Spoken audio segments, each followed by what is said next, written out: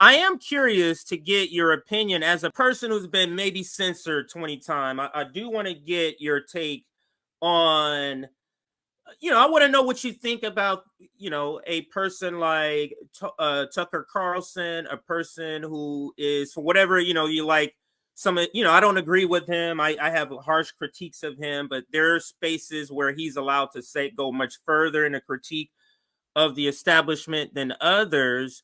So, I do want to know what you think about just the interview, but have you seen the reaction about a possible interview? Not even the interview, but just the possibility of an interview happening. Is just a complete freak out over corporate media. What's your response to the interview and also the reaction?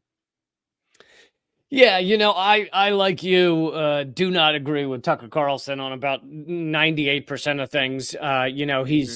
We agree on some anti-war stuff because he's isolationist, not because he gives a damn about children dying or anything like that. I don't think he genuinely does at all care about that, or care about equality, or care about those who are suffering, or care about those who are oppressed. So, in all those ways, I disagree with him from a motivation standpoint. But I do agree that the reason that, the U.S. government combined with the mainstream media, which is the bullhorn of the U.S. government, are so, livid about him, is because he's willing to do a few select things, such as give Putin a platform to speak. And here's the thing: if you actually wanted diplomacy, I'm not saying you got to agree with everything Putin's done. If you wanted diplomacy, if you wanted a better world, if you wanted a more peaceful world, then shouldn't you hear from these leaders? Shouldn't you hear what they have to say? I mean, in every moment that this world has actually come to peace, has actually come to some level of humanitarian, détente, where we aren't murdering each other, it's been with these leaders who you don't necessarily like sitting down and agreeing to a deal, agreeing to peace. The famous photo of FDR and Stalin and Churchill, it was like, that didn't mean they loved everything Stalin was doing or he loved everything Churchill was doing. It meant they sat down and they it was the end of World War II.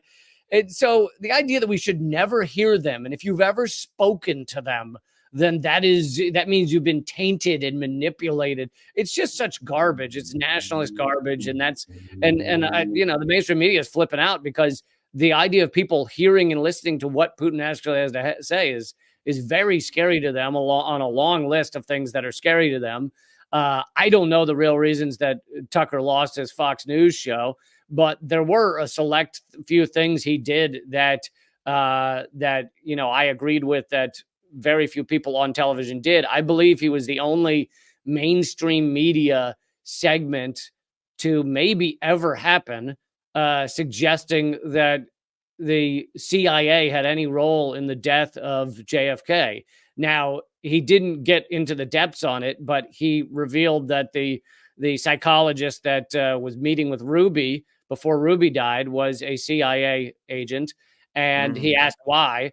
And anyway, these are some of the few things he did that were too much for the ruling elite.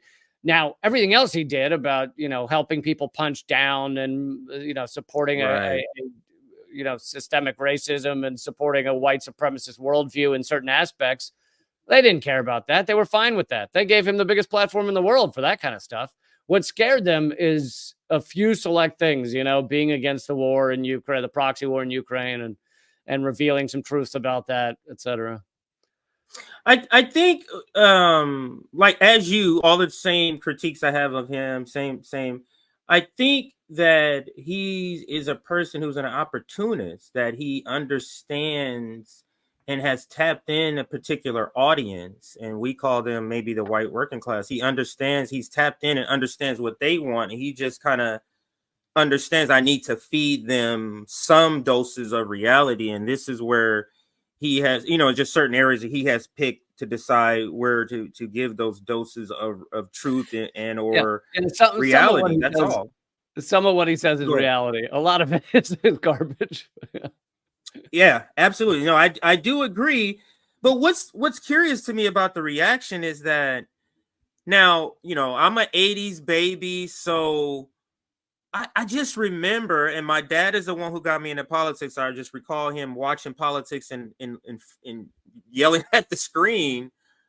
And a lot of what I do right now, but it was a lot of more like really in-depth discussion. If you see those old Donahue videos, Donahue was a real large platform where it was a lot of like in-depth like discussions, and we used to interview people like Muammar Gaddafi. We interviewed, I think Gorbachev, if that's his name. I just remember a lot of what we would say is our adversaries. They interviewed them. Barbara Walters would interview people like this all the time, and to me it illustrates the fear of losing the narrative, because back then there was no internet. So oh yeah, you can come and say a bunch of stuff on the TV, but once you leave and go back to your country, we can finesse whatever you say to our people, because there's no way for them to get information anywhere else, whereas with the internet they don't have that ability. So but go ahead if you wanted to. Yeah, I mean, I think there maybe were some more of those interviews than there are now, but they were heavily crafted and edited and crafted for the American people. So I don't know, some people point to, the 60s or 70s as this golden age of news. And there were some newspapers that did some really important pieces. And, the Pentagon Papers ultimately got into the newspapers basically because they were worried that they'd miss the story. But many of these great stories are exceptions that prove the rule. There was still loads of propaganda. The CIA was still up in these newsrooms. It's not like the American people weren't propagandized back in the 60s and 70s. So I think we're probably, people are probably more aware now than they were then.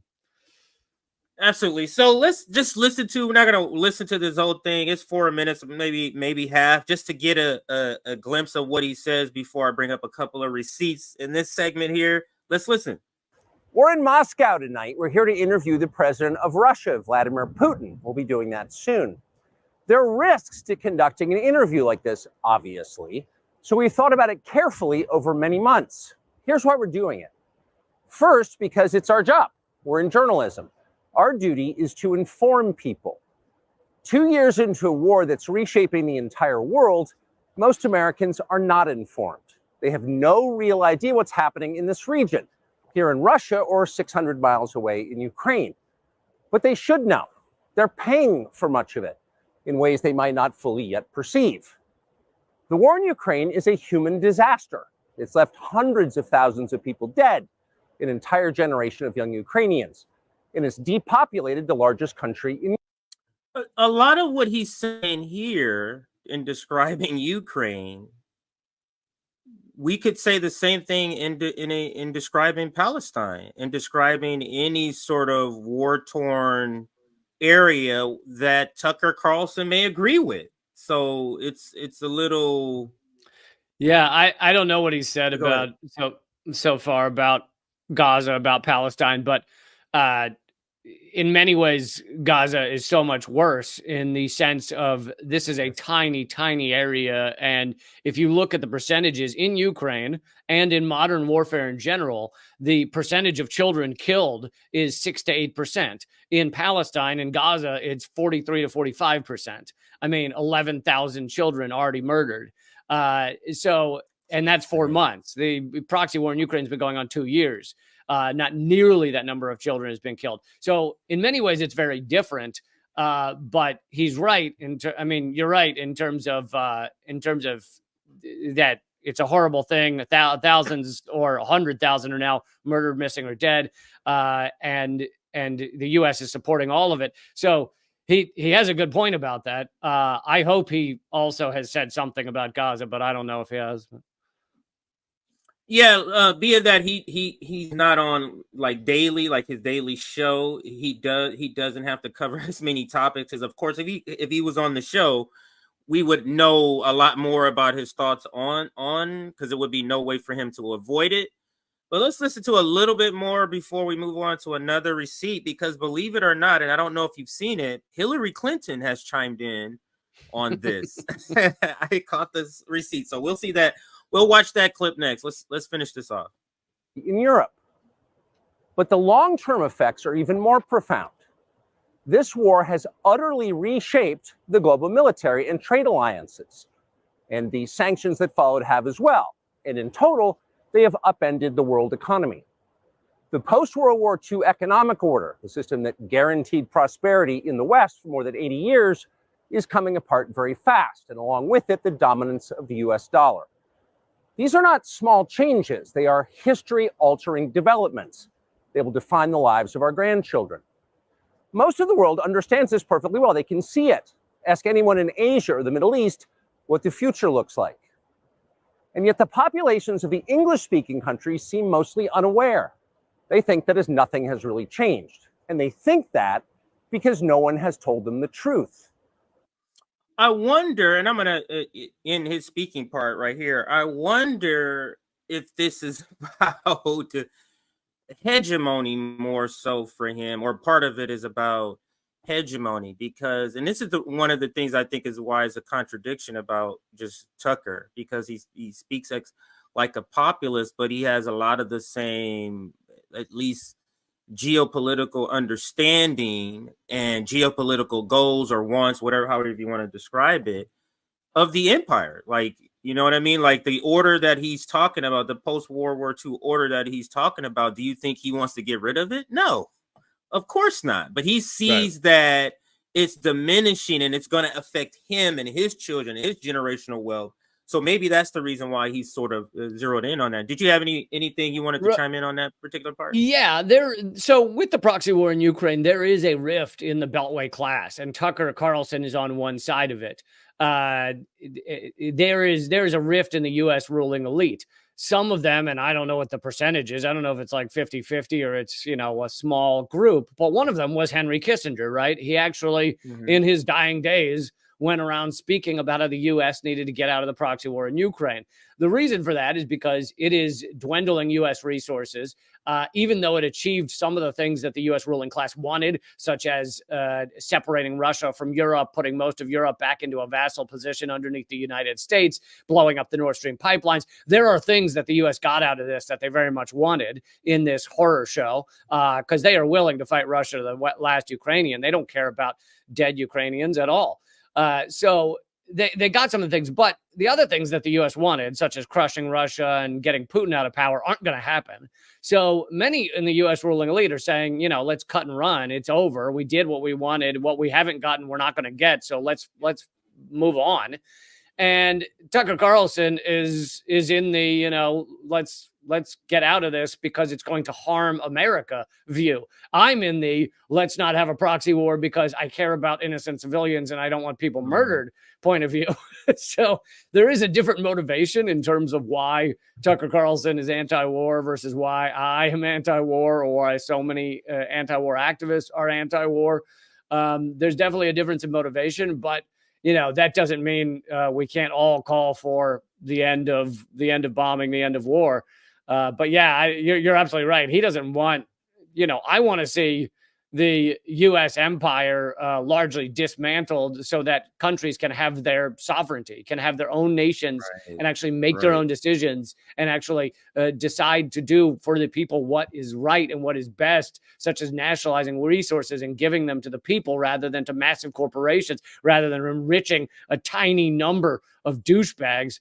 That's what I want to see. Tucker Carlson, I think, is fine with them enriching a tiny number of douchebags. Yeah, I'm in total agreement with him. Again, I just feel like he does good. He's like an Alex Jones, where he you do 1 out of 10 things is good. 1 out of 10 things that come out of your mouth is pretty decent, and I guess that's the threshold that makes people love him.